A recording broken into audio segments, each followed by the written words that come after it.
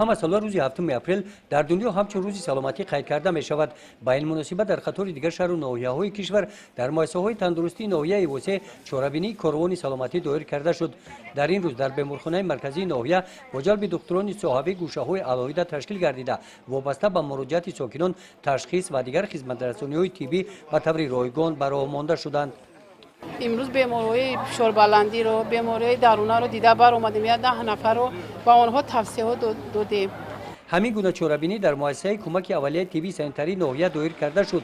در این روز کارمندان مرکز تشکل طرز حیات سالم عاید پیشگیری بیماری‌های سیرایتی و دیگر بیماری‌های موسمی بین ساکنان کارهای ترغیباتی گذرانیده با مراجعت کنندگان ورقه‌های اطلاعاتی تقسیم نمودند.